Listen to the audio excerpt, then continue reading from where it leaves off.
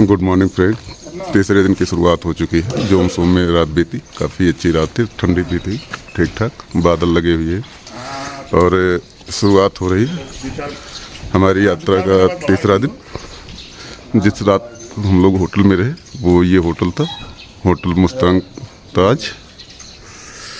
यहाँ से दिखाना चाहूँगा आपको अन्नपूर्णा का जो सर्किट है माथे पीछे, इसके ऊपर बर्फ से लदी हुई चोटियाँ। थोड़ा व्यू ठीक नहीं आ पा रहा है, फिर भी मैं प्रयास कर रहा हूँ दिखाने का।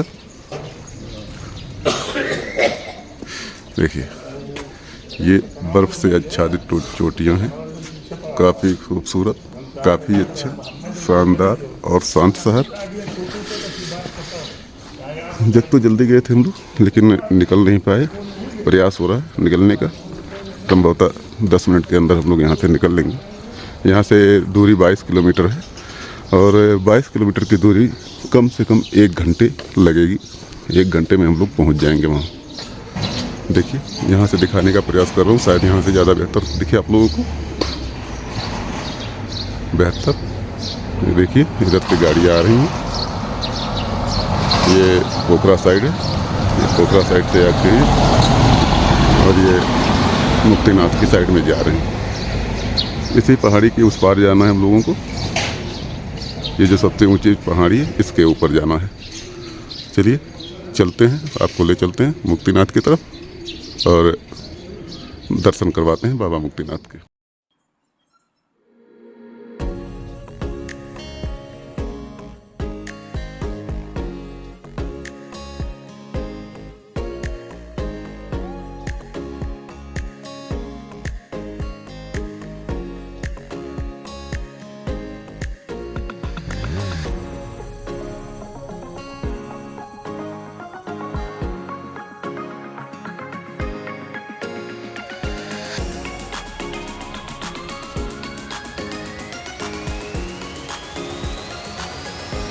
मुक्तिनाथ वैष्णव संप्रदाय के प्रमुख मंदिरों में से एक है।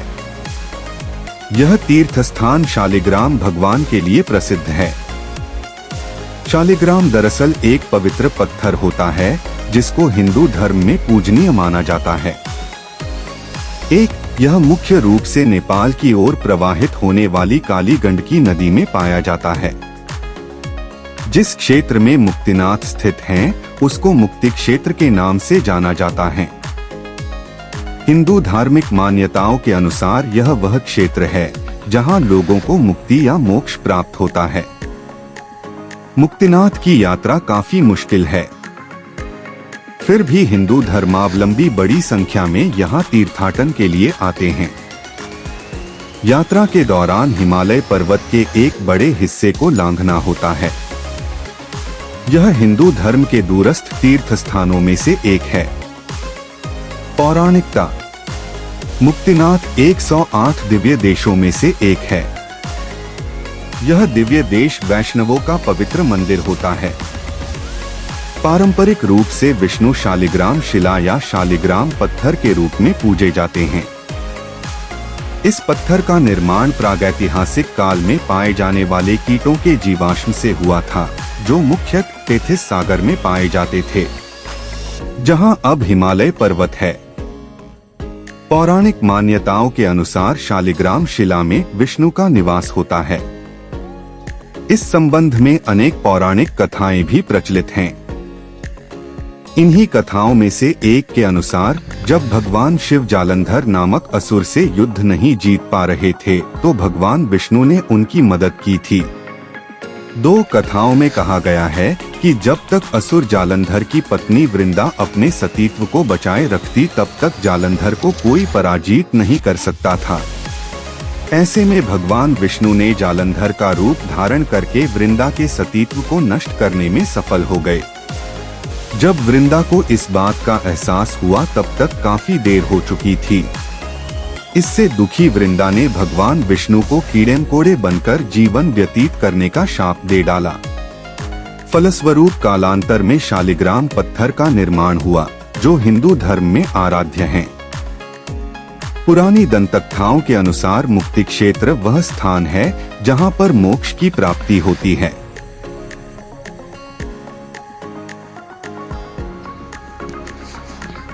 जोमसोम के बाद पहला पड़ाव सरथांग है। सरथांग सेल्फी पॉइंट, सामने बर्फ से लदे हुए पहाड़, ये एरियल व्यू जबरदस्त। और यहाँ पे सामने जो दिख रहा है आप लोगों को, ये शालिग्राम पत्थर है जो रखा गया है। छोटा सा रेस्टोरेंट है और शायद ही दिखा पाए कैमरा वहाँ तक। आकर्षक सनराइज में सामने बर्फ से लदे हुए पहाड़ चमकते हैं, अद्भुत। और इधर खड़े हुए साथी ब्रजेश भाई, इधर। हाँ ठीक।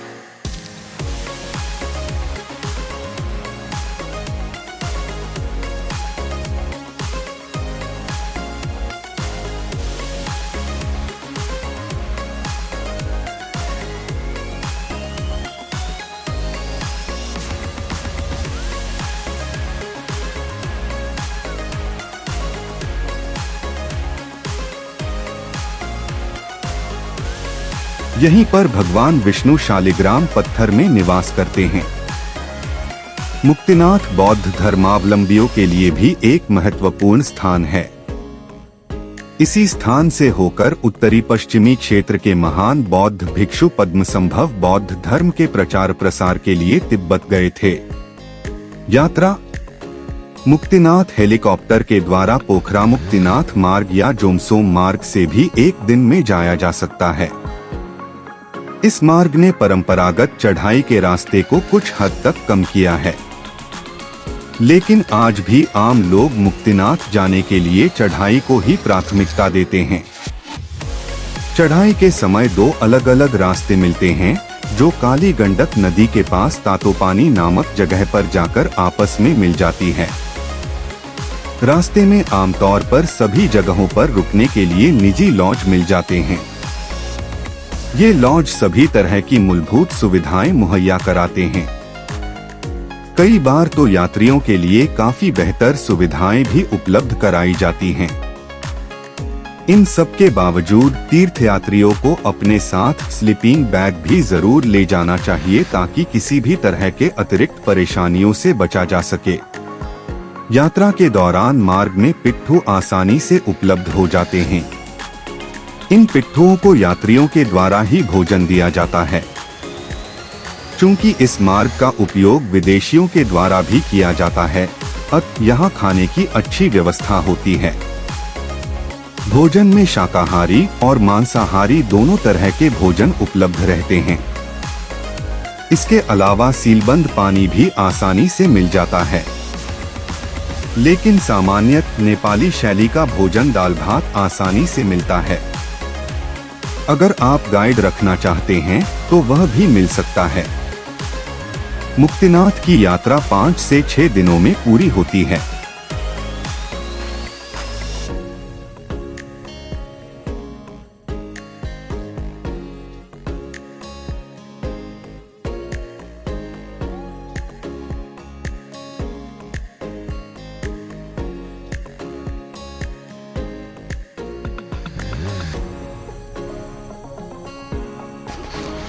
फाइनली ये मुक्तिनाथ का बस स्टैंड है। यहाँ हम लोग पहुँच चुके हैं। यहाँ तक बाइक आ जाएगी। बाइक थोड़ी सी ऊपर और जा सकती है 1 किलोमीटर तक। यहाँ से मंदिर 1.5 किलोमीटर की ऊंचाई पे है। और सामने जो आप लोगों को दिख रहे हैं बर्फ से लदे हुए पहाड़, यहाँ जाना है। चारों तरफ बर्फ से लदी हुई चोटियाँ हैं। बहुत ही आकर्षक, बहुत ही मनमोहक दृश्य है। ये तो जून में हम लोग आए हैं। अगर आप यहाँ मार्च या अप्रैल में आए, यहाँ के लोगों के अनुसार अगर मार्च और अप्रैल में आते हैं तो बर्फ़ जहाँ हम चल रहे हैं यहाँ भी मिलती है। पूरी सामने की जो चोटियाँ हैं ये खाली हो चुकी हैं और ये सभी चोटियाँ बर्फ़ से लदी होती हैं। टेम्परेचर इस समय यहाँ का 5 डिग्री दिखा रहा है और उस समय तो यहाँ माइनस में होता है। तो अगर बर्फ़ के शौकीन हैं आप लोग तो फरवरी, मार्च और अप्रैल में आने का प्रयास करें। बर्फ़ अच्छी खासी देखने को मिलेगी।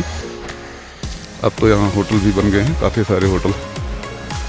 तो रहने खाने की कोई दिक्कत नहीं, रहने खाने की पूरी व्यवस्था है। ट्रैकिंग के शौकीन लोगों के लिए तो ये स्वर्ग है। यहाँ से अन्नपूर्णा बेस सर्किट यहीं पे है और यहीं से इसकी ट्रैकिंग की शुरुआत भी होती है, जो कहीं इन पहाड़ियों के पीछे से होते हुए, इन बर्फीली पहाड़ियों के पीछे से होते हुए जाके सीधे बेसी शहर मिलता है, जिसमें टिलिछो लेक भी पड़ता है।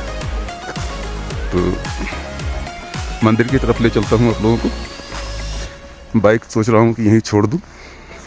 हाँ, यहाँ तक आना है तो जोमसोम से 22 किलोमीटर है लगभग, और 22 किलोमीटर में 10 किलोमीटर बिल्कुल सही है रास्ता, कोई दिक्कत नहीं है, कोई चढ़ाई नहीं है।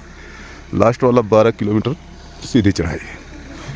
तो अच्छे से प्रिपेयर होके आना, बाइक को पूरी तरह से मेंटेन करा के ही आना, ऐसे मत आना, नहीं तो बाइक धोखा दे जाएगी रास्ते में और चढ़ नहीं पाएगी, क्योंकि वेल मेंटेन गाड़ियों की भी हालत ख़राब है यहाँ तक आने में। चलिए चलते हैं आगे मंदिर की तरफ।